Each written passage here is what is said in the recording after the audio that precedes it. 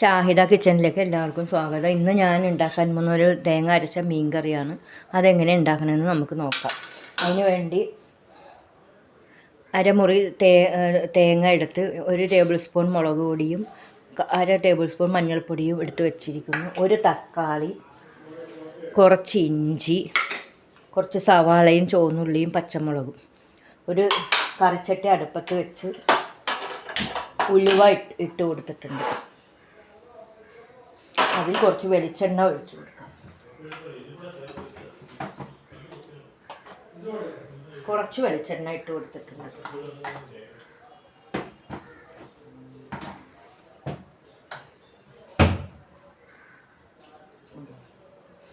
വെളിച്ചെണ്ണ ചൂടാവുന്നത് വരെ വെയിറ്റ് ചെയ്യും. എണ്ണ ചൂടായി കഴിഞ്ഞിട്ടുണ്ട്. എണ്ണ ചൂടാവുമ്പോൾ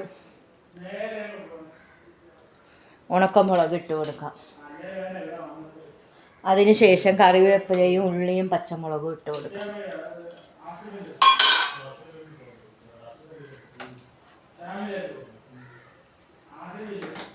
നല്ലവണ്ണം ഇളക്കി കൊടുക്കാം.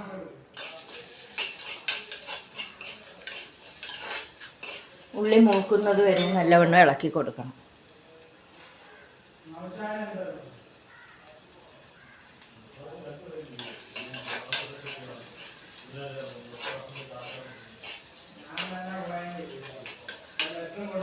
ഇത്തിരി അരിഞ്ഞു വെച്ചിരിക്കുന്ന ഇഞ്ചി അത് ഇട്ട് കൊടുക്കും. തീ കുറച്ച് വെച്ച് വേണം മൂപ്പിക്കാൻ.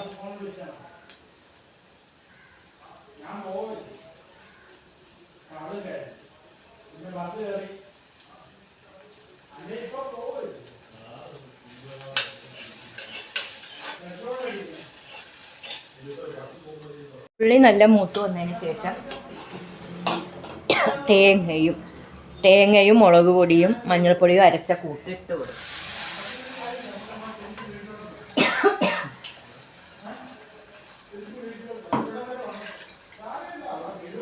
കുറച്ച് വെള്ളം ചേർത്ത് മിക്സിയുടെ ജാറ് കുലുക്കി അതും ഇട്ട് കൊടുക്കും.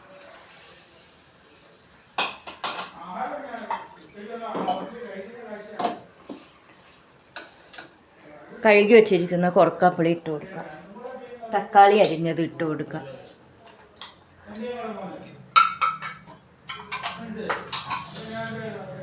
കുറച്ച് ഉപ്പിട്ട് കൊടുക്കാം.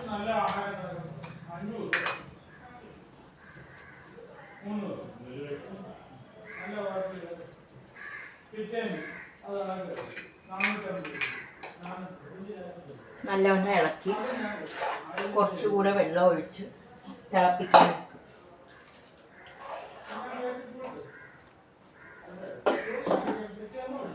അടച്ച് വെക്കാം. കറി നല്ല തിളച്ച് വരുന്നുണ്ട്. നല്ല തിളച്ച് വരുന്നത് വരെ നല്ലപോലെ ഇളക്കി കൊടുക്കാം. തീ കൂട്ടി വെച്ച് നല്ലപോലെ വെട്ടി തിളപ്പിക്കണം.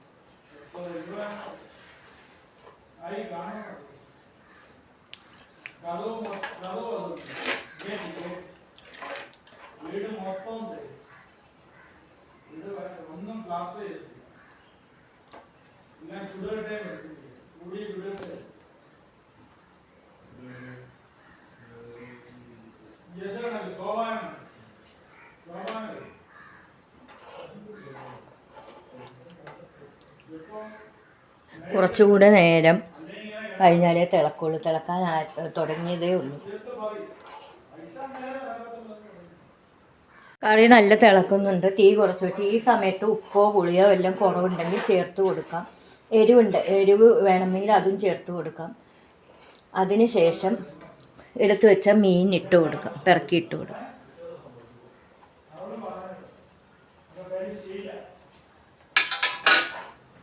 മീൻ ഇട്ടതിന് ശേഷം തീ കുറച്ച് വെച്ച്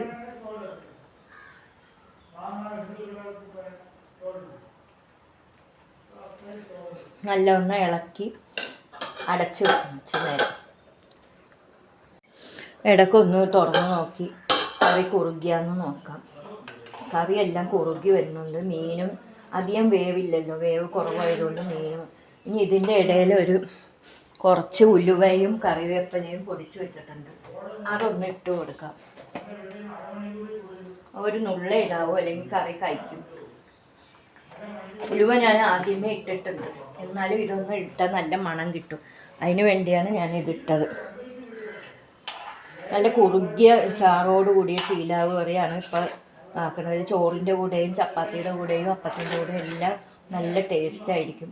നിങ്ങൾക്ക് വേണമെങ്കിൽ മുളക് പൊടി കുറച്ചുകൂടെ ഇടാം. ഇവിടെ എരിവ് കുറവാണ് ഉപയോഗിക്കുന്നതുകൊണ്ടും നല്ല എരിവ് മുളക് പൊടി ഇട്ടത് കൊണ്ടും ഞാനിനി ചേർക്കുന്നില്ല. കുറച്ച് വെളിച്ചെണ്ണ മീതെ കൂടി ഒഴിക്കും.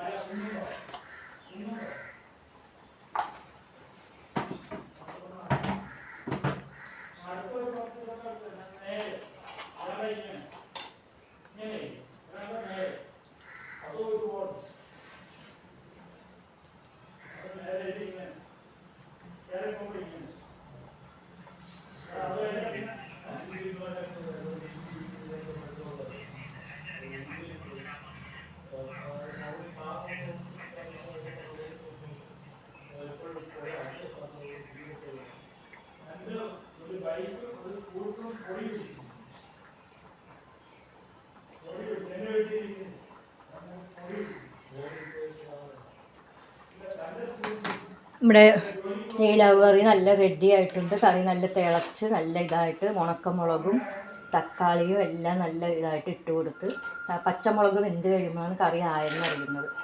ഇത് നല്ല രുചിയുള്ള ചീലാവ് കറി ഇവിടെ റെഡി ആയിട്ടുണ്ട്. ഇത് കൂട്ടി ഇതുണ്ടാക്കി ചെയ്ത് നോക്കിയതിന് ശേഷം നിങ്ങളുടെ അഭിപ്രായം കമൻറ്റിലൂടെ അറിയിക്കണം. അടുപ്പിച്ചിരി നേരം ഓഫാക്കി വെക്കാം. രുചിയുള്ള ചീലാവ് കറി ഇവിടെ റെഡി ആയിട്ടുണ്ട്. ഇതെല്ലാവരും ചെയ്ത് നോക്കി ഇഷ്ടപ്പെടുകയാണെങ്കിൽ ലൈക്ക് ചെയ്യുക, ഷെയർ ചെയ്യുക, കമൻറ്റ് ചെയ്യുക. നല്ല റെസിപ്പി ആയിട്ട് വരുന്നത് വരെ ബൈ. ഞാൻ നല്ല രുചികരമായ ഒരു ചീലാവ് കറിയാണ് ഉണ്ടാക്കാൻ പോകുന്നത്.